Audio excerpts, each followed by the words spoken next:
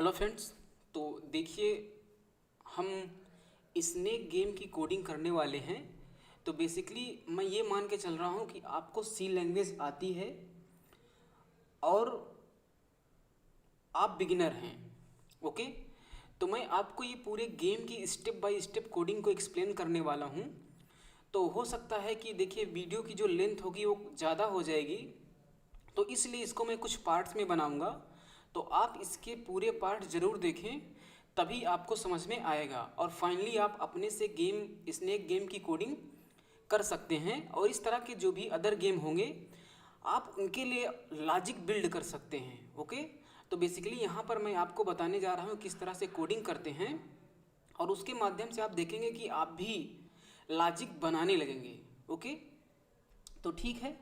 तो snake game को बनाने से पहले देखिए कुछ प्री डिफाइंड फंक्शंस हैं जिनको हम अपने इस गेम में बनाते समय कोड में यूज़ करने वाले हैं। तो पहले हम उन फंक्शंस को सीखते हैं।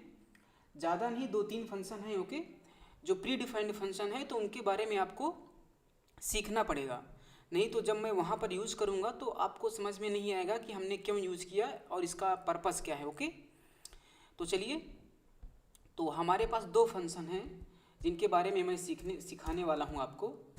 तो पहला फंक्शन है KBHIT फंक्शन।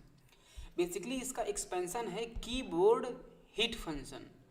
तो नाम से ही क्लियर है, देखिए कि ये फंक्शन क्या बताएगा हमें जब भी हम कोई कीबोर्ड से प्रेस करेंगे। ओके, फिर देखिए एक फंक्शन होता है रैंड फंक्शन। तो रैंड फंक्शन क्या होता है, ये रैंडम नंबर को जनरेट करता है। तो चलिए बारी बारी से देखते हैं। तो देखिए ये है हमारा मेन फंक्शन हो गया, ठीक है। ओके, अच्छा, अब मुझे पहले मैं एक्सप्लेन करूँगा आपको ये कीबोर्ड हिट फंक्शन के बारे में। तो ये कीबोर्ड फंक्शन जो हिट फंक्शन है, ये function conio dot H header file में डिक्लेयर है। तो इसलिए पहले तो हमें ये conio dot H header file क्या करना पड़ेगा, इंक्लूड करना पड़ेगा अपने प्रोग्राम में। अच्छा, उसके बाद देखिए मैं क्या करता हूँ, इसके अंदर मैं एक इनफाइनाइट लूप लगाता हूँ, WHILE वाइल। Okay, while. तो ये हमने इनफाइनाइट लूप लगाया है और इसके बाहर मैं लगा देता हूँ रिटर्न 0। तो क्योंकि ये इनफाइनाइट लूप है तो ये क्या होगा, इनफाइनाइट टाइम तक एग्जीक्यूट होता रहेगा। तो मैं इसके अंदर एक प्रिंटफ स्टेटमेंट लिखता हूँ, प्रिंटफ हेलो। तो ये इनफाइनाइट टाइम तक एग्जीक्यूट होता रहेगा। तो मैं ये चाहता हूँ कि ये इनफाइनाइट टाइम तक एग्जीक्यूट ना हो, तो मैं क्या करूँगा, मैं कंडीशन लगाता हूँ इफ़ कीबोर्ड हिट फंक्शन को मैं कॉल करूँगा। ओके, और अगर कीबोर्ड फंक्शन क्या करता है, जब तक हम कोई की प्रेस नहीं करते हैं कीबोर्ड से तो वो रिटर्न करता है 0। क्या रिटर्न करता है, 0 रिटर्न करता है। अच्छा, मैं ये प्रिंटफ हटा दे रहा हूँ, तो वो 0 रिटर्न करता है।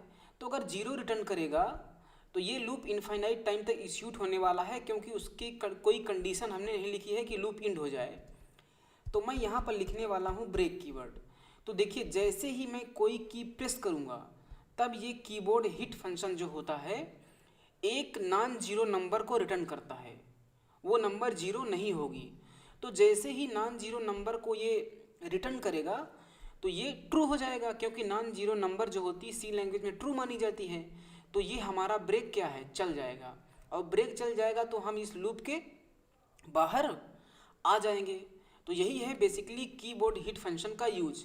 जब तक कोई भी की हम प्रेस नहीं करेंगे तो ये 0 रिटर्न करेगा, और अगर 0 रिटर्न करेगा तो ये कंडीशन यहाँ पर क्या है, इसका जो इवैल्यूएशन होगा फॉल्स में होगा, इसलिए ये ब्रेक कीवर्ड नहीं चलेगा। तो ये लूप इनफाइनाइट टाइम्स तक एग्जीक्यूट होने वाला है। अच्छा, जो हमने प्रिंटफ लिखा था, तो चलिए मैं प्रिंटफ भी एक लिख दे रहा हूँ, प्रिंटफ। तो बेसिकली ये हेलो मैसेज आपको इनफाइनाइट टाइम तक मिलने वाला है जब तक मैं कीबोर्ड से कोई भी की प्रेस नहीं करूँगा। ओके, और जैसे ही मैं कोई की प्रेस करता हूँ तो ये यहाँ पर नॉन जीरो नंबर आएगी जो ट्रू हो जाएगी, तो ब्रेक चल जाएगा, तो हम लूप के बाहर आ जाएंगे। तो मैंने इस प्रोग्राम को रन कर दिया है। तो देखिए इनफाइनाइट टाइम तक ये हेलो प्रिंट हो रहा है। अब प्रिंट होता जाएगा जब तक मैं कोई की प्रेस नहीं करता। तो देखिए हमने की प्रेस किया तो हमारा काम जो इनफाइनाइट लूप था वो एंड हो गया है। ठीक है। अच्छा, अब एक बात हम और सीखते हैं कि जब हम कोई की प्रेस करते हैं तो नो डाउट क्या होता है, ये लूप एंड हो जाता है। अच्छा, मैं इस ब्रेक कीवर्ड को यहाँ से अंदर अब रखने वाला हूँ। ठीक है।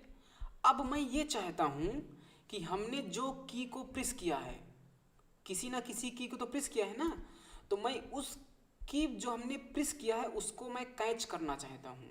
कैच करने से हमारा मतलब ये है कि मैं ये जानना चाहता हूँ, मैं ये प्रिंट करना चाहता हूँ जो की को हमने प्रेस किया था। ओके, तो उसके लिए देखिए मैं क्या करता हूँ, मैं एक कैर टाइप का एक मैं वेरिएबल बनाता हूँ ch। तो देखिए यहाँ पर हम कैसे यूज करेंगे। ओके, मैं यहाँ पर लिखूँगा ch equal to get ch। इस तरह से गेट ch फंक्शन को हमने क्या किया है, यूज कर लिया है। तब यहाँ पर क्या होगा, देखिए जैसे ही मैं कोई की प्रेस करूँगा तो ये कंडीशन ट्रू हो जाएगी, और जो भी मैं की प्रेस करूँगा तो ये गेट ch की वजह से कहाँ चली जाएगी, ch में चली जाएगी। और इस ch वेरिएबल को मैं क्या कर सकता हूँ, प्रिंट कर सकता हूँ, printf एंड